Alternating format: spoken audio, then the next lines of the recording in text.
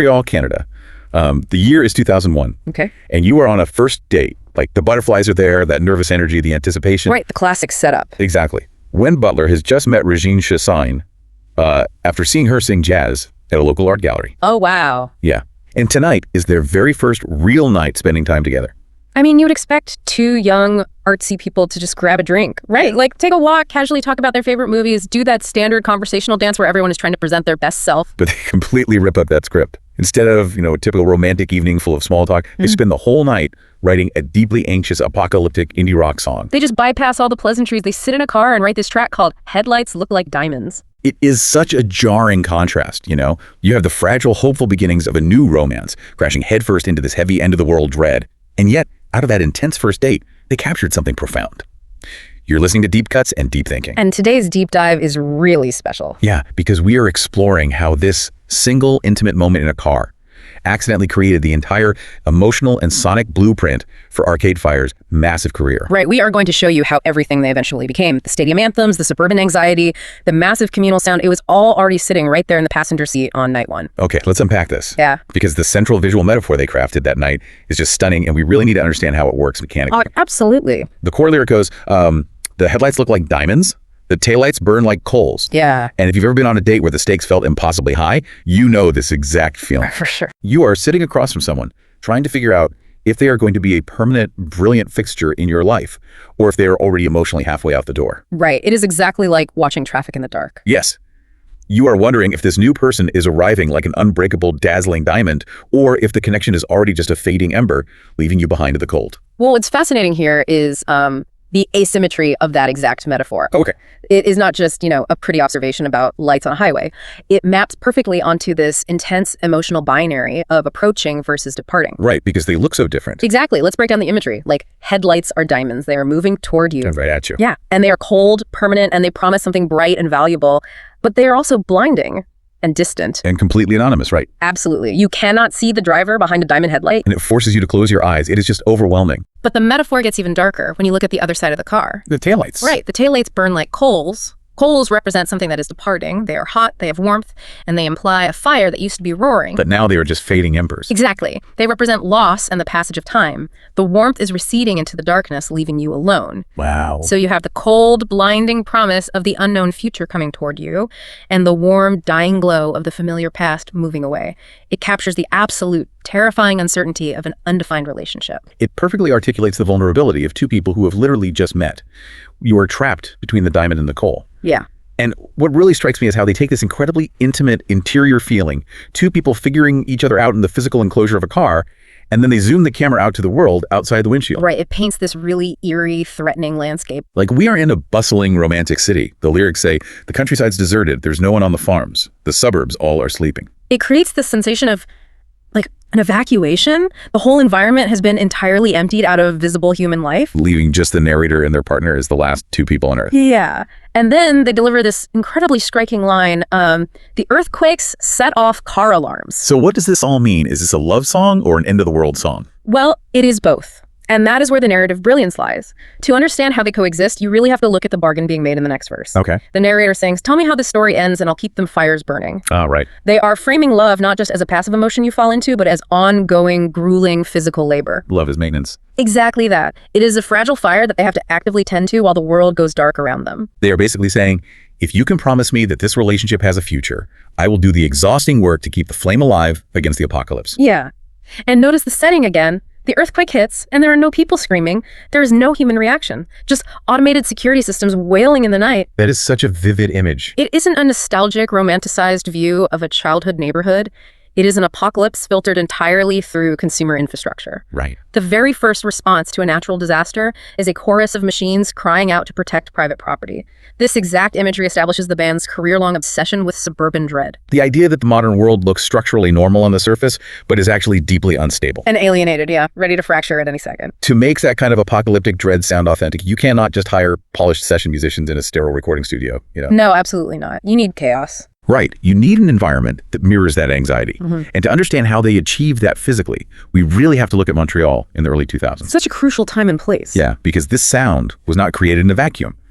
You had this incredible cross-pollination happening in the local indie scene, Right, rents were famously cheap. which meant artists weren't grinding 60 hours a week just to survive. They actually had time. Yeah, and you had a bilingual culture, and musicians were constantly hanging out at small, mixed-genre venues like Casa del Popolo. That environment fundamentally shaped their sonic architecture, didn't it? Oh, completely. Casa del Popolo wasn't just a venue.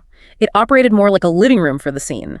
It nurtured a fluid collective mindset rather than a rigid, traditional rock band hierarchy. People were just constantly swapping instruments. Exactly. Someone hands you a capo, you throw it on your guitar, and suddenly you are in a new band for the night. You might pick up a horn or bang on a drum, even if it wasn't your primary instrument.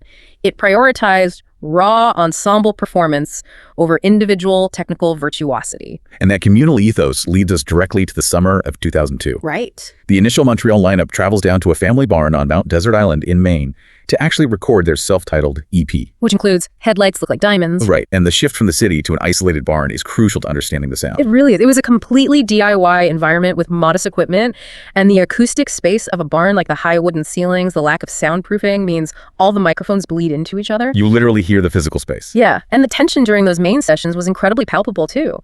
The bassist, Miles Brosco, ended up leaving the band right after recording. Oh wow, I didn't realize that. Yeah, and Richard Reed Perry, who was initially just supposed to be engineering the sessions, stepped in, started collaborating, and officially joined shortly after. So the recording itself was born in a moment of immense, stressful transition. You can really feel that frantic energy in the track. Musically, it is built so distinctly.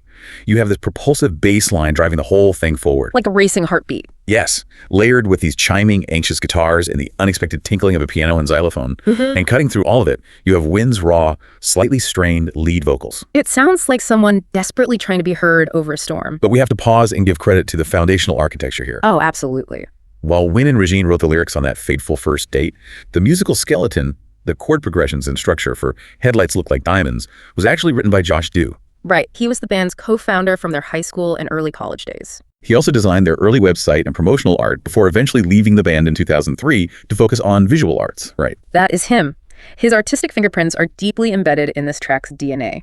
He provided the necessary scaffolding that allowed Wynn and Régine's apocalyptic romance to take physical form.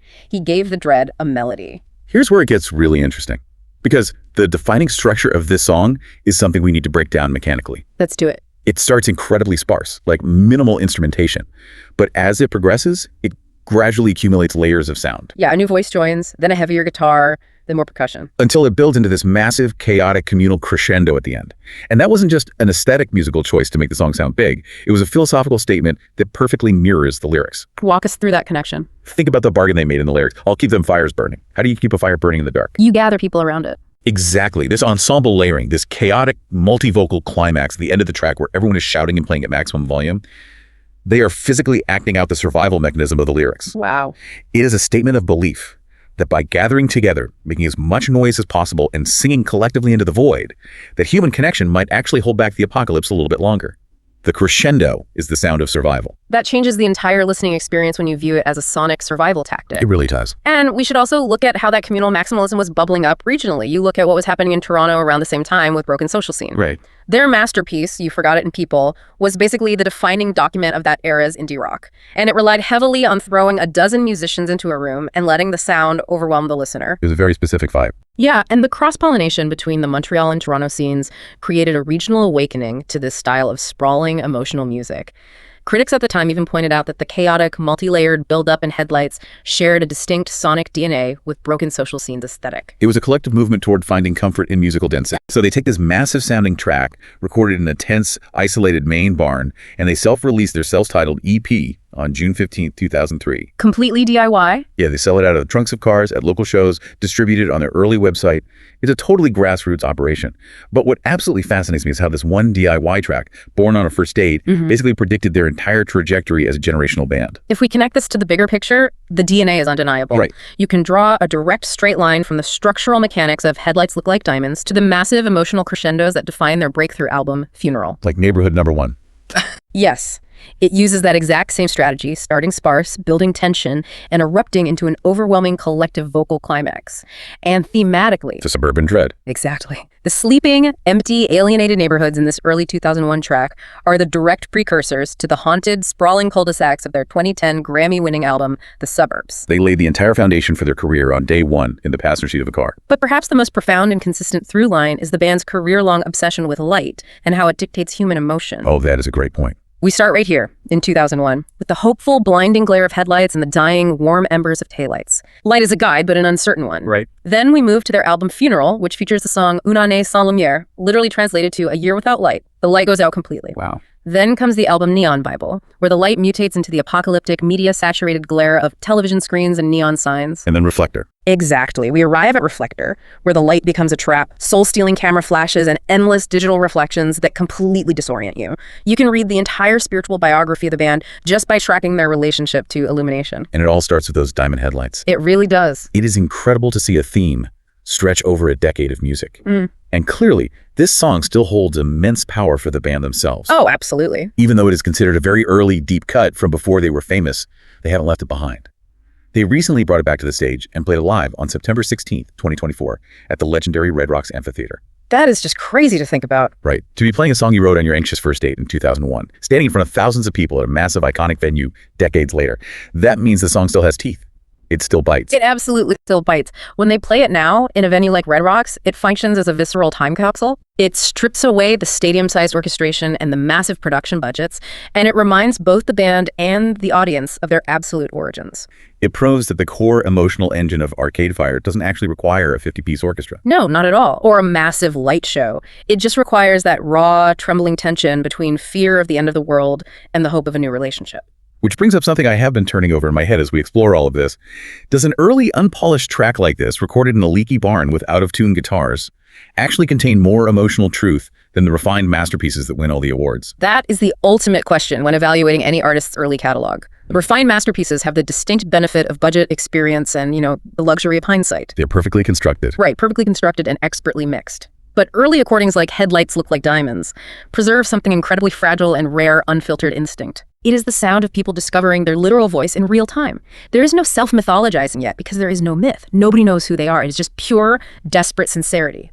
And in many ways, that lack of polish, the strained vocals, the bleeding microphones, it allows the emotional truth to pierce through much more directly than a perfectly pristine studio track ever could. It is terrifyingly honest. It really is.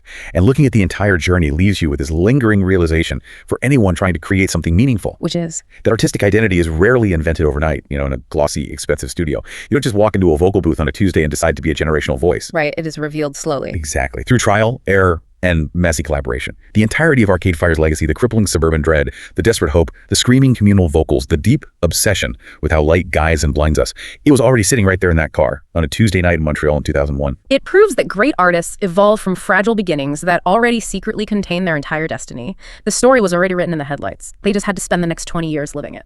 If you like this episode, please like and subscribe.